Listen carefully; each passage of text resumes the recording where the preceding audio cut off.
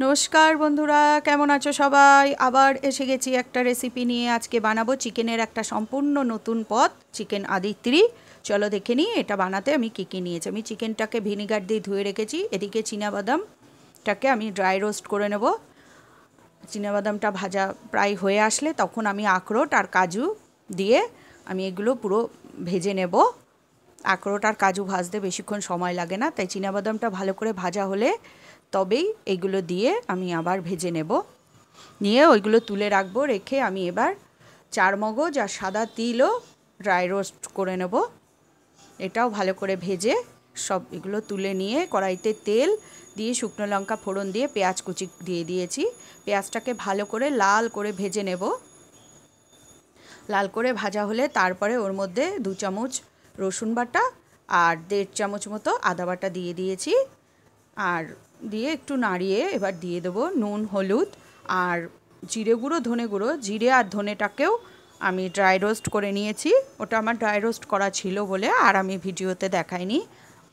ওটাও ভাজা জিরে গুঁড়ো আর ধনে গুঁড়ো দিতে হবে।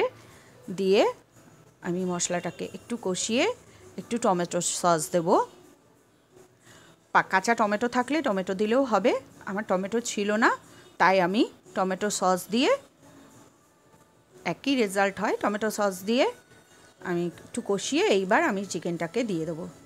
চিকেনটাকে দিয়ে আমি একটু কষিয়ে নেব।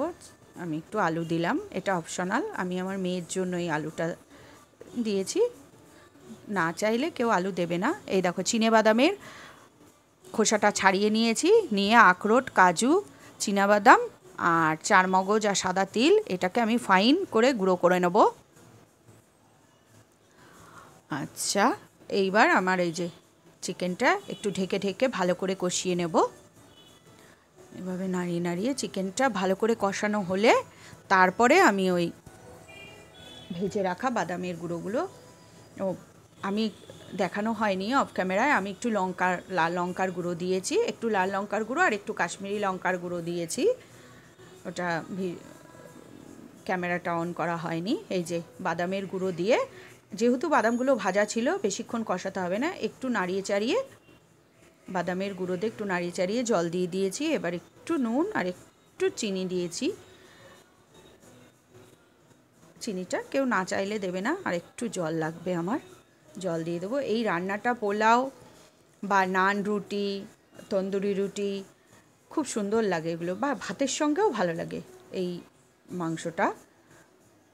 এই যে দিয়ে এবার আমি মিডিয়াম আঁচে এটাকে ঢেকে হতে দেব। হাই ফ্লেমে, যেহেতু বাদাম আছে নিচে লেগে যাওয়ার সম্ভাবনা থাকে। এই যে দেখো আমার এটা প্রায় হয়ে গেছে।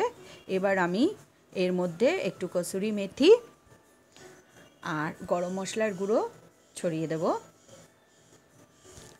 দিয়ে চিকেনটা কত সুন্দর, অসাধারণ লাগে এই চিকেনটা খেতে। এবার একটু বাটার দিয়ে দেবো এর মধ্যে। ঘি চাইলে ঘিও দিতে পারে, কিন্তু আমার বাটারটা এর মধ্যে ভালো লাগে তাই দিয়েছি।